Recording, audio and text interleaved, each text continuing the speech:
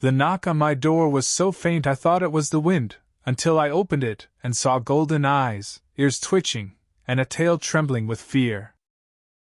Snow fell in lazy spirals outside the old timber cabin, burying the world in silence. The woods stretched endless and cold, but inside the cabin's walls was warmth, wood smoke, iron kettle, the quiet company of a man long used to solitude.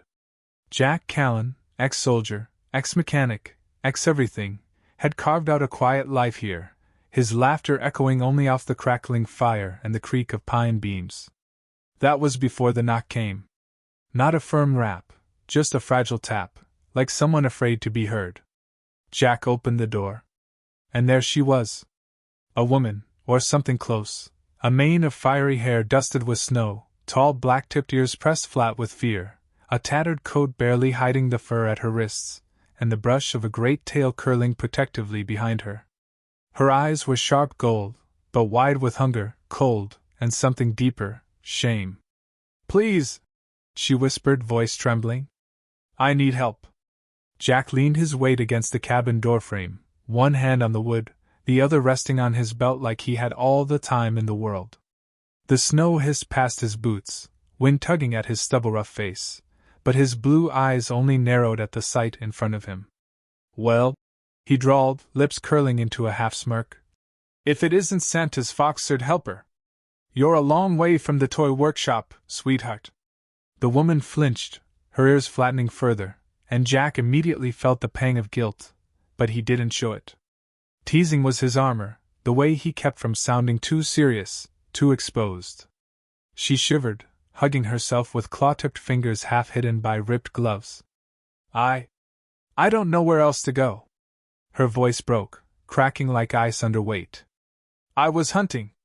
Got separated. The storm came in, and I couldn't find my way back." Her tail wrapped tight around her legs like rope, tip twitching nervously. She stared at the ground as if ashamed to be seen, snowflakes melting against lashes far too long for her own good. "Hunting, huh?" Jack tilted his head, studying her. "You don't exactly look like you came back with a prize. Unless you mean you've been hunting me." Her golden eyes shot up at him, startled. "I wasn't," she started, words tumbling, then bit them off, cheeks coloring under the frost. "I was hunting deer. For my clan." Her tones sank to a whisper. "I was supposed to meet them. But when I finally found the clearing, they were gone. I think—" her throat worked hard before she forced it out. "I think they left without me." Jack's smirk softened, just a fraction. That explained it, the desperation in her knock, the way she looked at him like a cornered animal that hadn't decided whether to fight or flee. He rubbed his jaw, then stepped back from the door. "Well, good news for you, I've got heat, food, and an empty chair. Bad news is I also snore like a dying chainsaw and tell awful jokes. Still interested?" The foxwoman blinked at him, clearly unsure if he was mocking her. But the warmth spilling out of the cabin, the golden glow of firelight, the faint smell of venison stew still simmering, pulled at her like gravity. She hesitated only a moment before stepping in. Inside, the cabin was simple, a wide hearth with crackling logs, shelves stacked with jars and tins, an old rifle propped against the wall. Jack shut the door behind her, stomping snow off his boots. He tossed her a blanket from the chair. She caught it, but her movements were clumsy, like her fingers had grown stiff from cold. She wrapped it around her shoulders, fur-ears twitching as the heat began to sink in. "Sit," Jack said, nodding toward the table. "Before you topple over like a frozen log. You look half dead." "I'm not." She started, then sat down anyway, pulling the blanket tighter. Jack busied himself at the hearth, ladling stew into a bowl. He dropped it in front of her with a spoon, leaning on the table. "Eat. Unless your people have some rule about human food turning you into a pumpkin." She stared at the steam curling up, then at him, suspicious. But the smell hit her, rich meat, carrots, herbs, and instinct won. She bent over the bowl, hands trembling as she shoveled the first bite. The sound she made was quiet but raw, like relief given voice. Jack chuckled. "Guess that answers that." Not a pumpkin yet. She glared at him over the rim of the spoon, cheeks coloring again. I was hungry, that's all. Hungry, cold, and abandoned. Jack leaned back, folding his arms. Hell of a trifecta. Her ears flicked at the word. They didn't abandon me. She said it too quickly, like if she spoke fast enough it might be true. The storm was too harsh. They couldn't wait. I'll find them again. Jack raised an eyebrow. In a blizzard, with no trail left, half frozen, and with your belly eating itself? Sure. Sounds like a solid plan. Her spoon stilled. For a moment, her pride warred with the truth. Then her shoulders sagged. She muttered into the stew. Maybe I don't have a plan. Jack grinned, though it wasn't unkind. Lucky for you, I'm full of plans. And bad ideas. We'll start with you not dying tonight. After that, we'll see. A silence stretched, filled only by the pop of the fire and her quiet eating. Jack watched her from the corner of his eye. The way her ears twitched at every creak of the cabin. The way she hunched slightly, as if trying to make herself small despite the proud arc of her tail behind her. When she finally set the spoon down, cheeks pink with warmth, she whispered, Why are you helping me? Jack scratched his beard, smirking. What, you expected me to toss you back out in the snow? I may be a crank, but I'm not heartless. Besides, he let his grin spread, leaning in just enough to make her flinch. You've got great ears. Be ashamed to let them freeze off. Her mouth opened, shut, opened again. No words came, just a faint flush that spread to the tips of her ears. She tugged the blanket higher, hiding half her face. Jack laughed outright, the sound rich and unbothered. Relax. I'm kidding. Mostly. That night, she curled on the cot he'd set near the fire, still wrapped in the blanket, tail draped like a living quilt. Jack sat in his old chair, sipping from a battered mug, watching the snowstorm batter against the window. She stirred once, eyes half-lidded, and murmured, If they're gone, if they left me, then I really don't have anywhere else to go. Jack's grin faded. He stared into his mug, then at her. Then I guess, he said softly, you're stuck with me. Her ears twitched, and though her cheeks burned red, she didn't argue. Not that night. Morning broke slow and gray, the storm spent but leaving the world outside smothered in white. Jack stirred awake with the old aches in his shoulders and knees reminding him he wasn't 20 anymore. He rolled out of his chair with a grunt, the fire still glowing faintly in the hearth.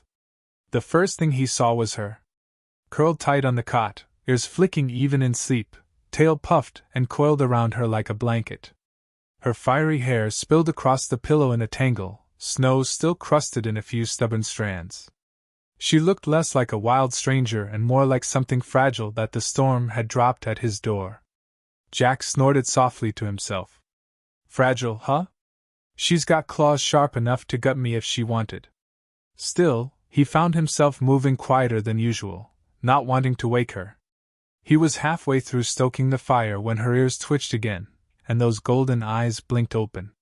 She sat up sharply, tail bristling until she realized where she was. Oh. Her voice was rough with sleep. I'm still here. Jack grinned, tossing another log onto the flames. Yeah, unless you dreamed up my cooking. Which would be weird, because nobody dreams about my cooking.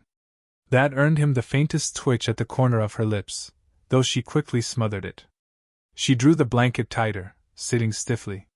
Do you remember your name, or do I just keep calling you Snow Fox? Jack asked, reaching for the coffee pot.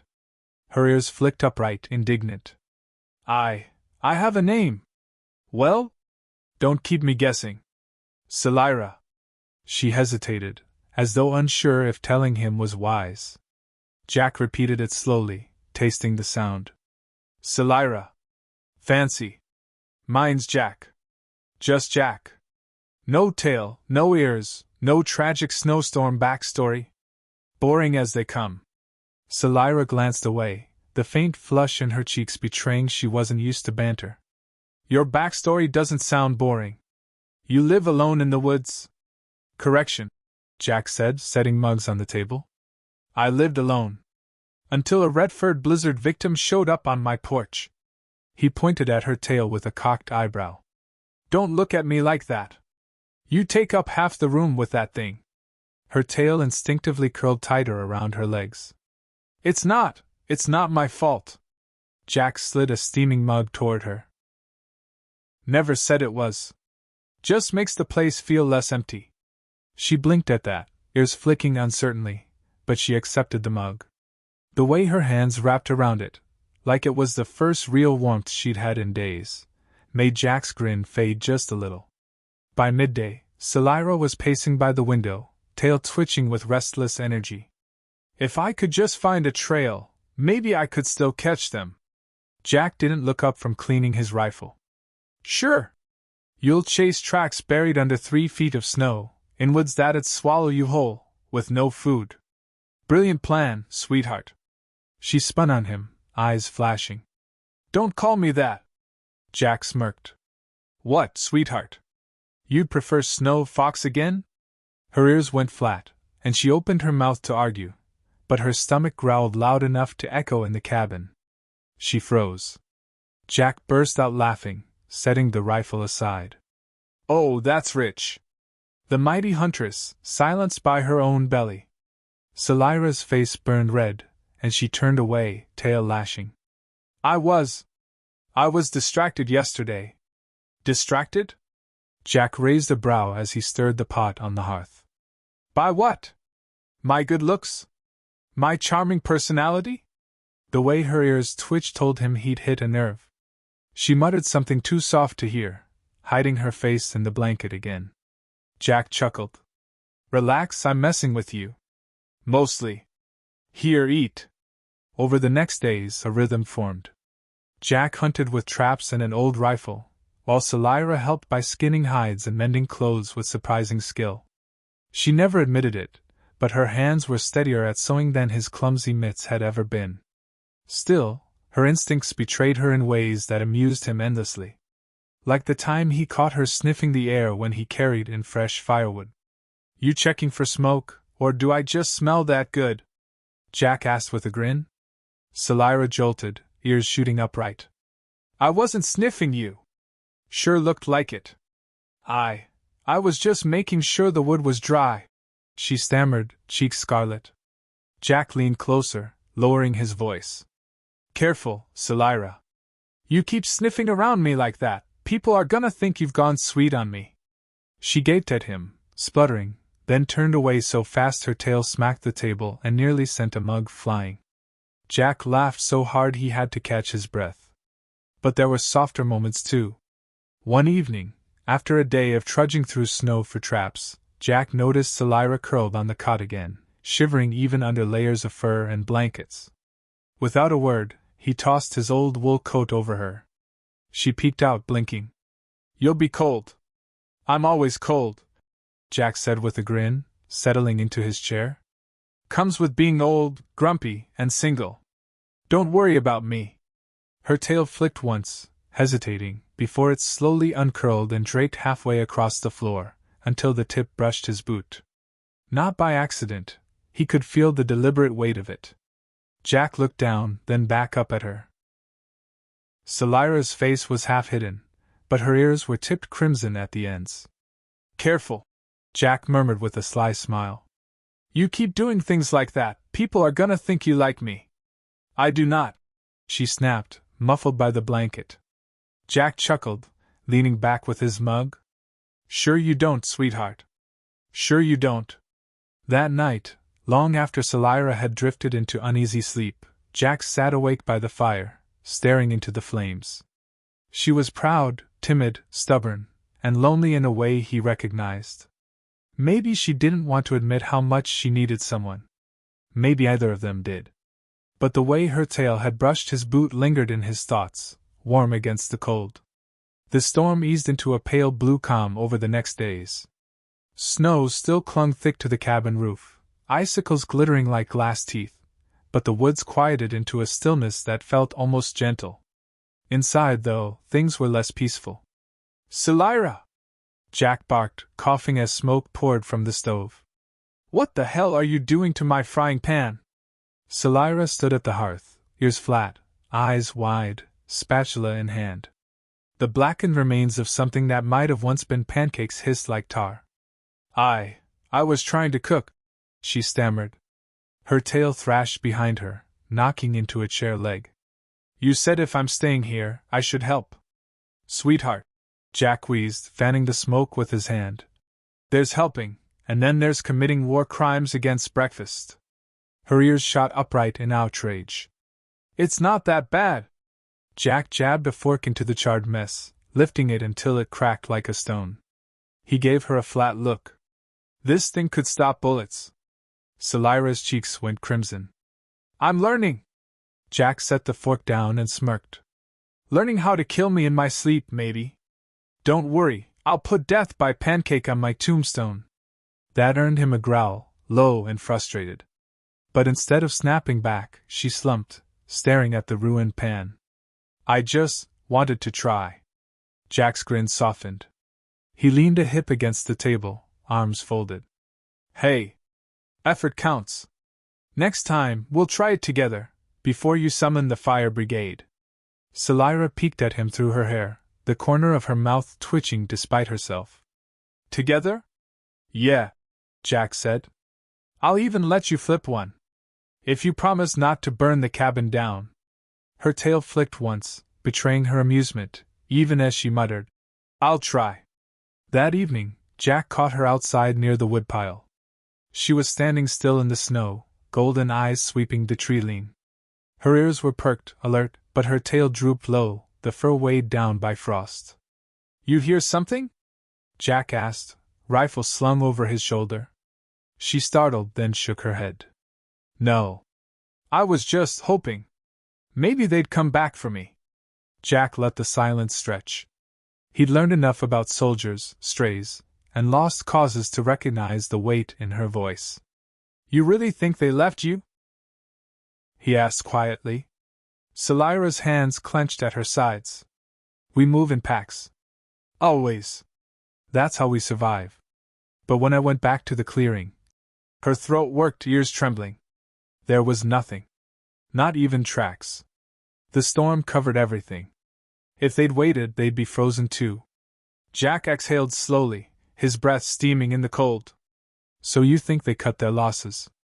Her voice cracked. Yes. Jack shifted his rifle against the wall, stepping closer. He reached out and gave her shoulder a light squeeze. Then to hell with them. Their loss. Her eyes widened at the warmth in his tone.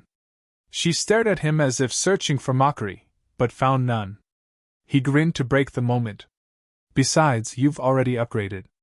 Those guys didn't have my cooking. Selira huffed, tail twitching despite her tears. Your cooking isn't that good. Hey now. Jack held a hand over his chest. You wound me. After all the love I put into that venison stew? You burned the bread. He chuckled. Details. Later, while the fire roared, Selira sat curled on the rug, tail stretched toward the flames like a living fan. Jack lounged in his chair, sipping coffee, watching her ears flick with every snap of the logs. You know, he said lazily, I think your tail's got a mind of its own. Selira stiffened, glancing back. It does not. Sure does. Saw it wag earlier when you got that stew. He smirked. Like a dog. Her ears shot flat. Not a dog. Fine, a very judgmental cat then. Her eyes narrowed. You're making fun of me. Sweetheart, I wouldn't dream of it. He leaned forward, grin widening. But it's hard not to notice when your tail's tattling on you. She turned so quickly her hair whipped her cheeks, face flaming red. It's just instinct. Instinct, huh? Jack set his mug down, smirking. Funny thing about instincts, they usually point toward what you want. Selira pulled the blanket up to her nose, glaring at him from behind it. Her tail lashed once, then curled around her tightly as if hiding it from view. Jack chuckled, leaning back. Don't worry. Your secret's safe. For now. But when he went to bed that night, Jack found something that made his grin linger long after the fire dimmed. On the edge of the cot, where Selira had slept, a single thread of fiery red fur lay tangled in his old wool coat. She'd pulled it close around herself while he wasn't looking. And for some reason, he didn't mind at all. The next morning dawned crisp, sunlight finally breaking through the endless gray. It poured through the frosted windows, spilling across the wooden floorboards and warming the air enough that Jack left the door cracked while he chopped firewood. Inside, Selira wandered the cabin like a restless fox pacing her den. Her tail swept behind her in lazy arcs, until it smacked Jack square in the chest as he stepped back inside. "Whoa!" Jack barked, stumbling against the table. The armload of logs clattered onto the floor. "Sweetheart, you trying to knock me flat?" Selira whirled around, mortified. It wasn't on purpose." Her ears shot upright, then flattened. "My tail just—" Jack smirked, dusting off his shirt. "Has a mind of its own, huh?" "I knew it." Her cheeks burned scarlet. "Stop saying that." "Oh, come on." He grinned, leaning against the doorframe. "You're dangerous enough with claws. Add a tail whip and you're practically a weapons system." Selira clutched the blanket around her shoulders, tail curling tight as if hiding from his teasing. "You're impossible. And you're clumsy." Jack bent, gathering the fallen logs. "But don't worry, I like clumsy. Keeps life interesting." By afternoon, the cabin was thick with the smell of stew again. Selira sat by the fire, carefully stitching one of Jack's ripped shirts with thread she'd spun from the fur of a rabbit pelt. Her movements were quick, precise, far more graceful than she gave herself credit for. Jack leaned back in his chair, watching with a lazy smile. "Not bad. You sure you weren't secretly raised in a tailor shop?" She didn't look up, ears twitching. "We make what we wear. Everyone in the clan knows how. Guess I'll have the best dressed shirts in the woods, then." He reached over, tugging at the hem of the fabric as she worked. "Careful, though. If you keep spoiling me, I'll get used to it." Selira's eyes flicked up, cheeks pink. "You're already spoiled. You make me cook, mend, fetch water." Jack raised an eyebrow. "Hey now. You nearly burned the house down with breakfast, remember? I'm protecting my cabin from pancake-related disasters." That pulled a reluctant laugh from her, light and soft.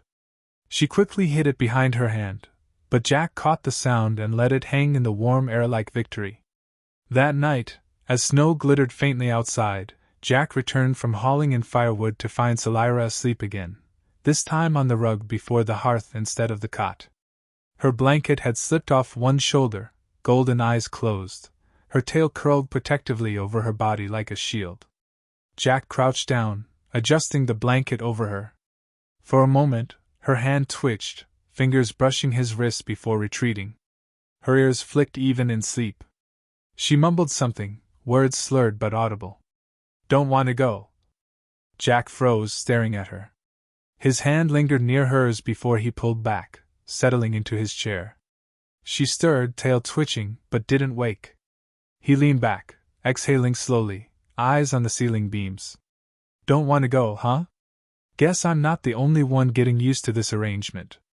The next day, Jack decided to push his luck. He came inside with an armful of kindling and found Selira perched at the table, gnawing thoughtfully on the end of a pencil, his old notebook open in front of her.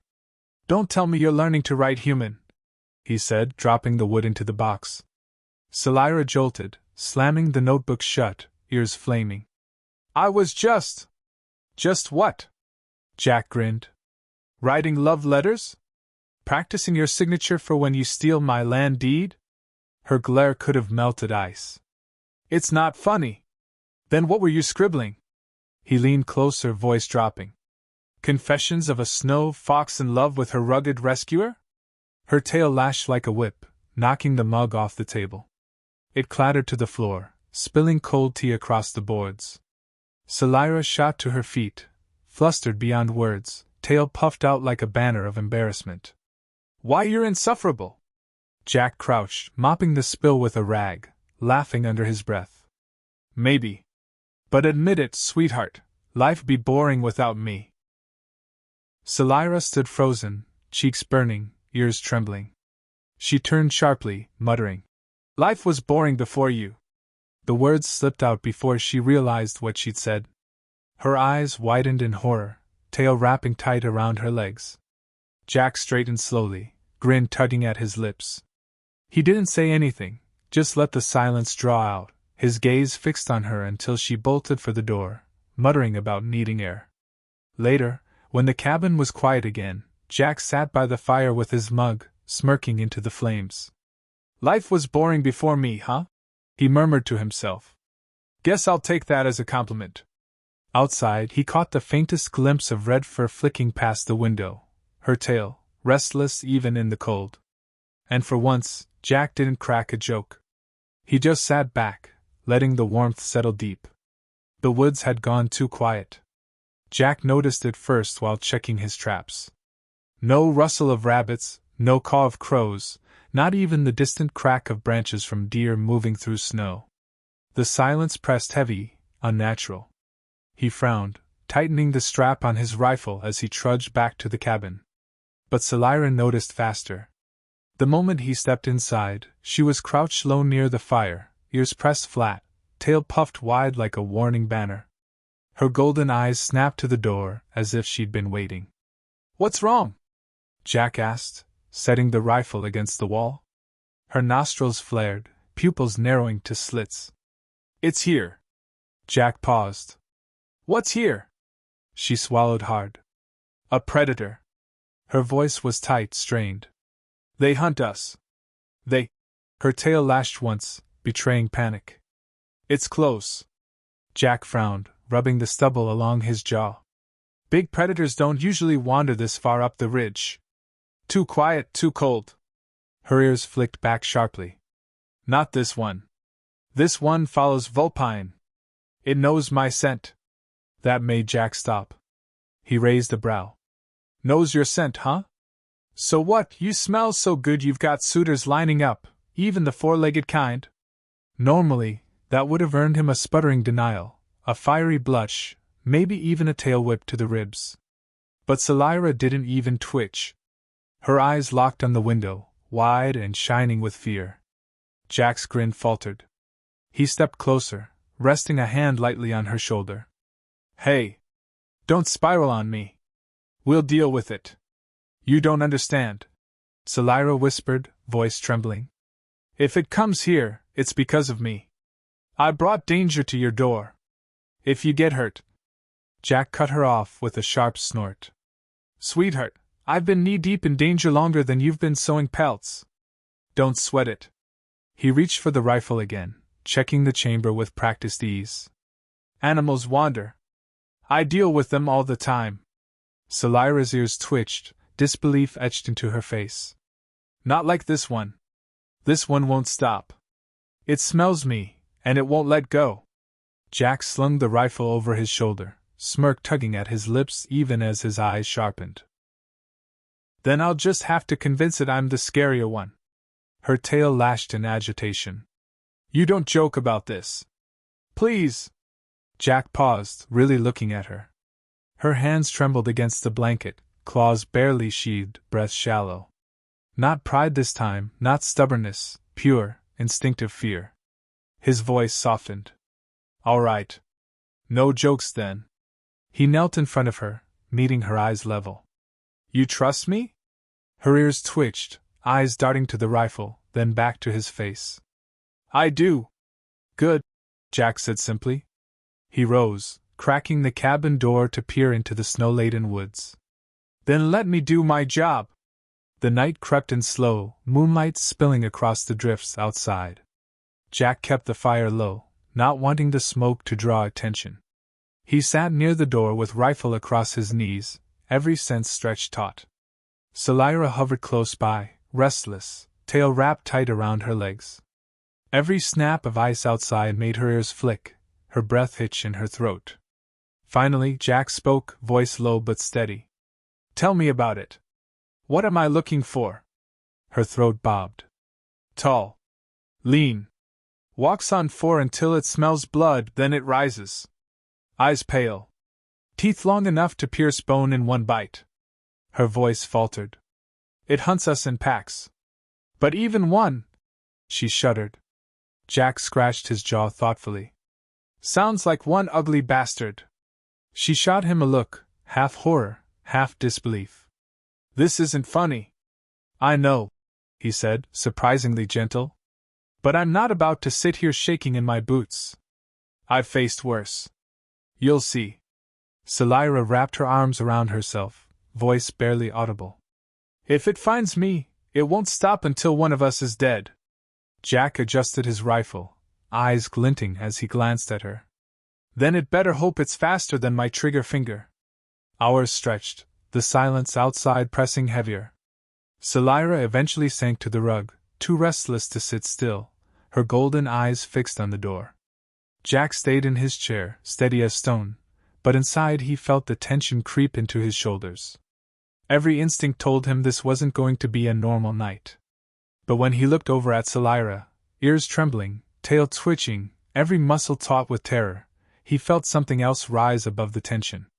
A stubborn, reckless certainty. If this thing wanted her, it was going to have to come through him first. And Jack Callan didn't lose what he'd already decided to protect. The silence shattered with the crunch of snow. Jack froze by the doorframe, rifle angled toward the window. His eyes narrowed, scanning the treeline. At first, he thought it was a trick of shadows, then it stepped into the moonlight. It was bigger than he expected.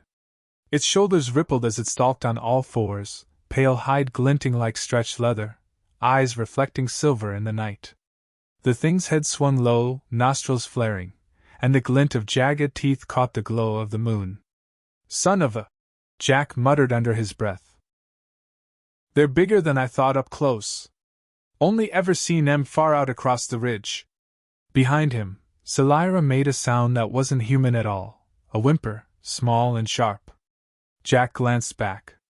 Her ears were pressed flat, tail bushed so wide it scraped against the floorboards. Her hands trembled where they clutched the blanket to her chest, claws pricking through the fabric. In that moment she looked less like the proud, stubborn woman he'd teased for days, and more like a cornered fox, every instinct screaming run. Jack opened his mouth, smirk ready, something about her tail taking up more space than him even in a crisis. Then Selira's voice cracked through the air. Those beasts killed my people. The joke died in his throat. Jack stared at her, really stared. The raw terror in her golden eyes, the grief she tried to hide, all crashing to the surface. She wasn't exaggerating. She'd seen this thing tear her kind apart. Slowly, Jack shut the cabin door, bolting it. He moved without a word, crossing the room. Selira flinched when he dropped to one knee beside the bed, shoving it aside with a grunt. His hand found the crate tucked beneath. Metal hinges creaked as he threw it open. Selira's ears perked, eyes widening at the gleam inside. Not a hunter's rifle. A weapon of war. Jack lifted it out with practiced ease, brushing dust from the long barrel.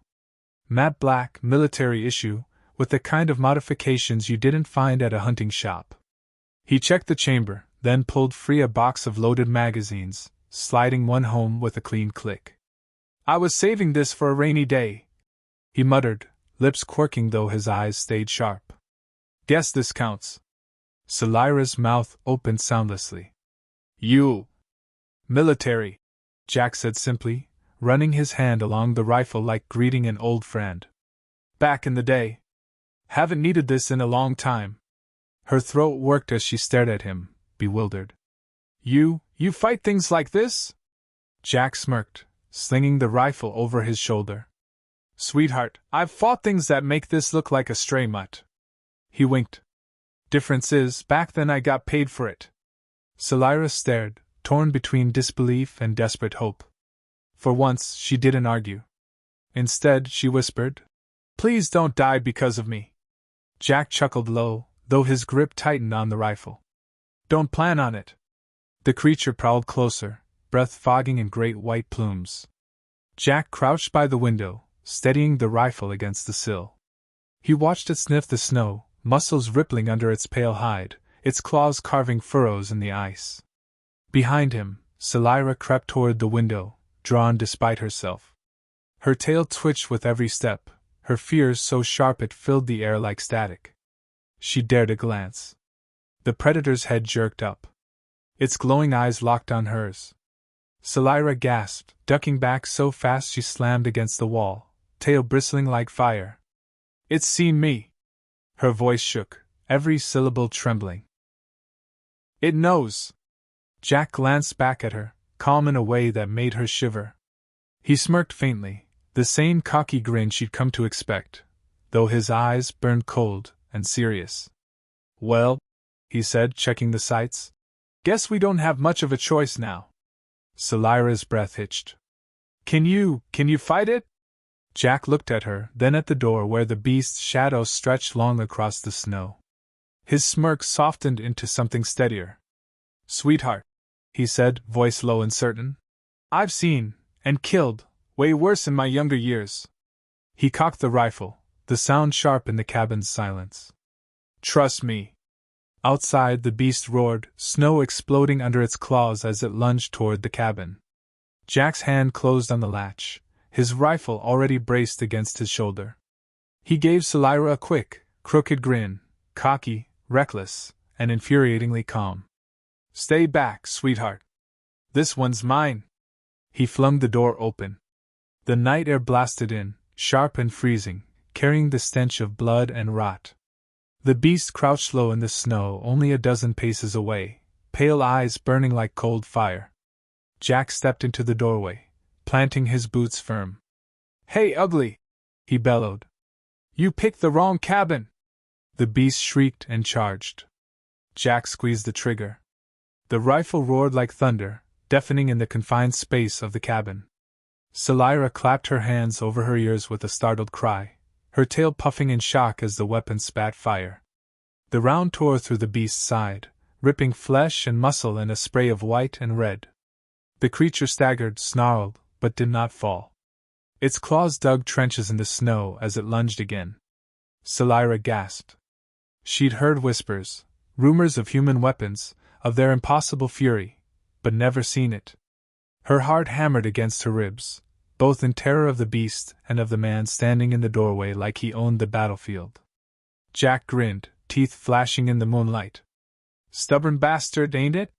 The rifle barked again, another deafening blast. Salira flinched hard, jumping back as the walls shook. Smoke filled the doorway, acrid and sharp. The second round found its mark, straight through the skull. The beast's head snapped back, a wet crack echoing as half of it vanished in a spray of bone and gore. The body skidded in the snow, momentum carrying it nearly to Jack's boots before it collapsed, twitching once, twice, then falling still. The night went silent again. Jack stood in the doorway, rifle still shouldered, eyes locked on the fallen beast. His breath misted in the cold, his fingers steady on the trigger. For a long moment he didn't move, like he was waiting for someone to shout orders, waiting for the next wave. Salira stared, wide-eyed, frozen between awe and fear. Finally, Jack exhaled. He lowered the rifle, rolling his shoulders as though shaking off an old memory. "Well," he muttered, "that's that." He turned, smirk tugging at his lips. "You all right in there, Snow Fox?" Salira's ears flicked, golden eyes fixed on the weapon in his hands. Her gaze dropped lower, tracing the faint engraving near the stock, a jagged emblem she'd seen before. Not in person, but in stories whispered by her elders. Her breath caught. That mark! That sound! That ferocity! Her voice shook, tail bristling. "You're one of them." Jack raised a brow. "One of who?" Her throat bobbed. "A Deathworlder." The word hung in the cabin like a curse. For a moment, Salira looked at him differently, not as the cocky hermit who teased her about her tale, but as something far larger, darker. Deathworlders. The name carried weight in every corner of the stars. The species who came from the planet too hostile for most life, who forged warriors like iron in fire. The species other clans warned their children about. Humans. Jack barked a laugh, slinging the rifle casually over his shoulder. "Deathworlder? Sweetheart, I'm just Jack." Salira shook her head, ears trembling. "No. You can't be just Jack." I've heard the stories. Your kind don't fight. You destroy. And yet, her voice softened, uncertain. You've been so kind to me. For the first time, Jack didn't smirk. He leaned the rifle against the wall, resting a hand on the frame. His expression was calm, steady. Yeah. I know the stories. His voice was quieter now, a low rumble. Fierce fighters. Monsters of war. That's what the galaxy calls us. He paused, glancing at the beast's ruined corpse outside. They're not wrong.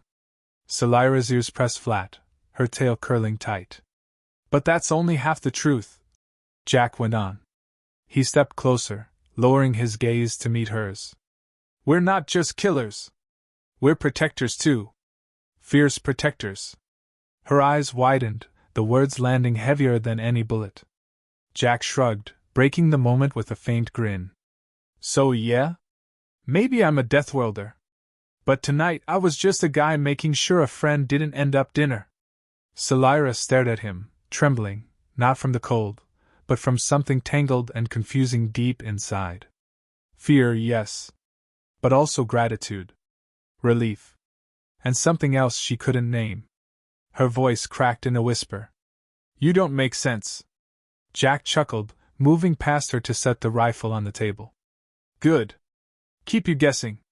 Outside, the snow covered the beast's body inch by inch, erasing the evidence, but not the memory of what Salira had seen.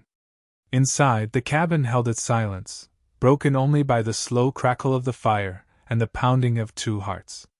The corpse didn't last the night. By morning, scavengers had dragged it off into the woods, leaving only a crimson stain in the snow and claw marks gouged deep. Jack stood at the window with his mug of coffee, watching the crows circle overhead. Guess dinner's on someone else's table now, he muttered. Behind him, Salira hovered near the fire, tail wrapped tight, eyes still wide. She hadn't slept. Not really.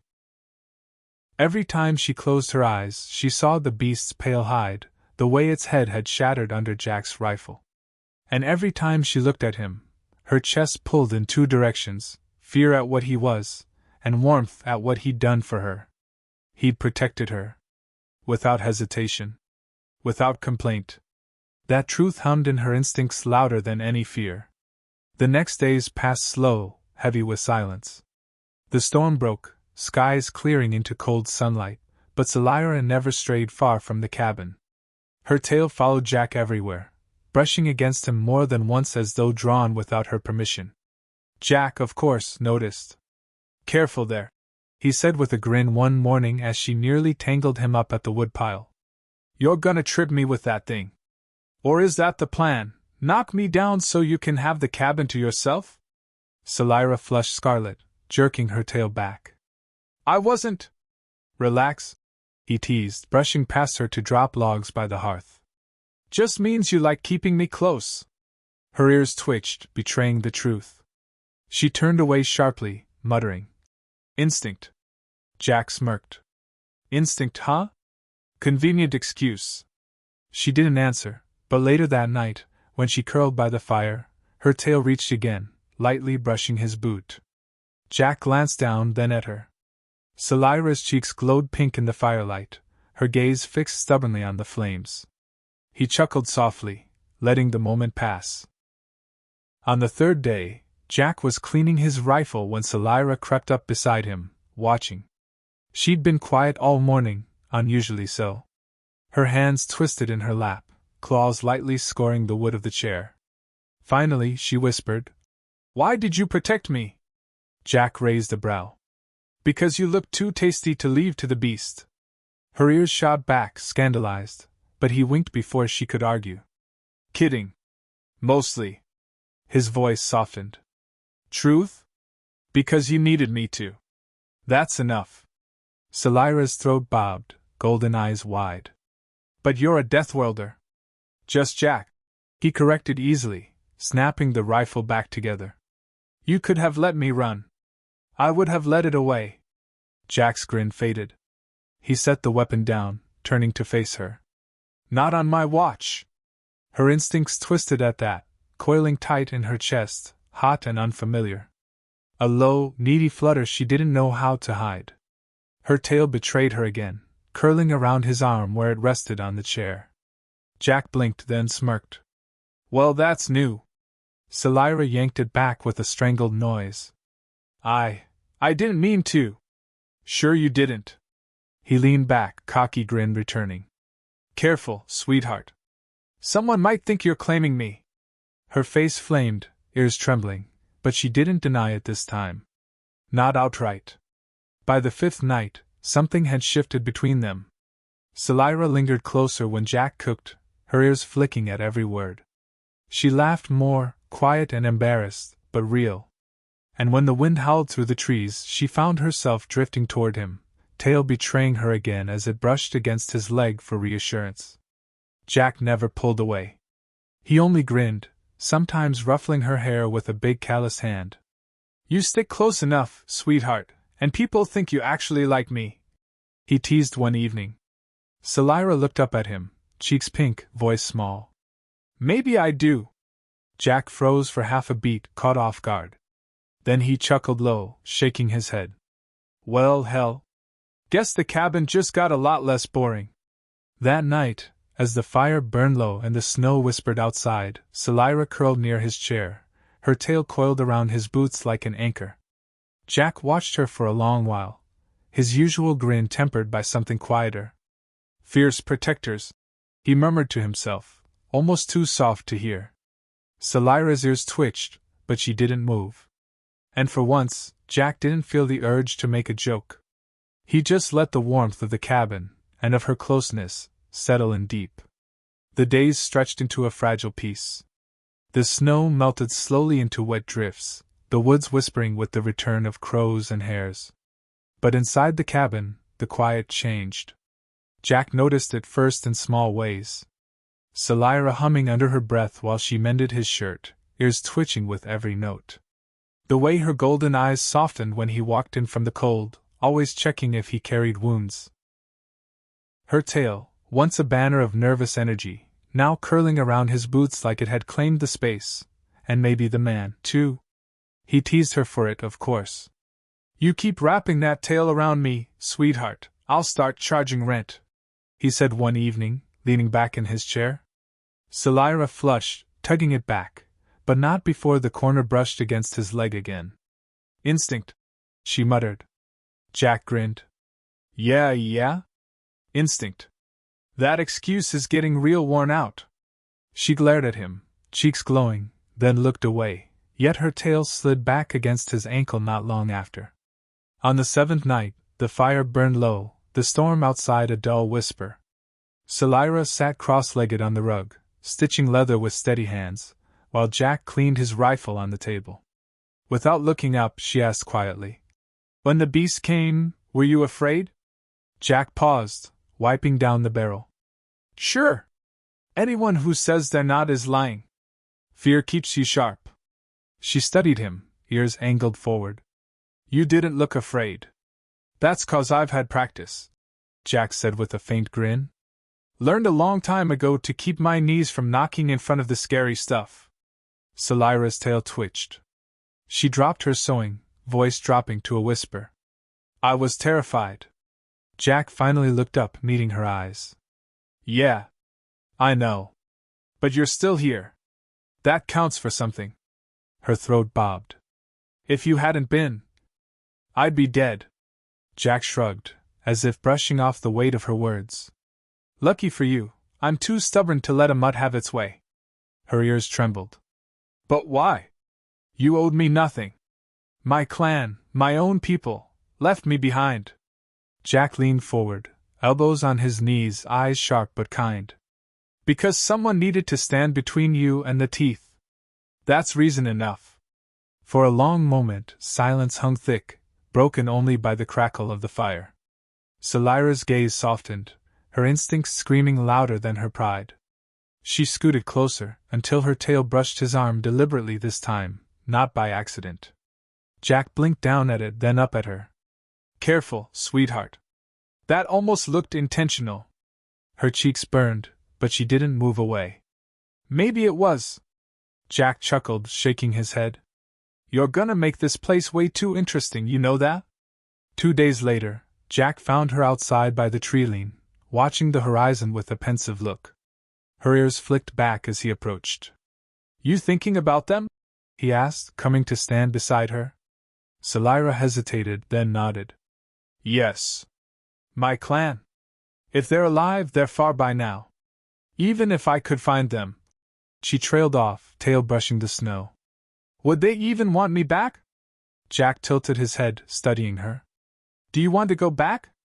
Her breath caught. She hadn't asked herself that, not out loud.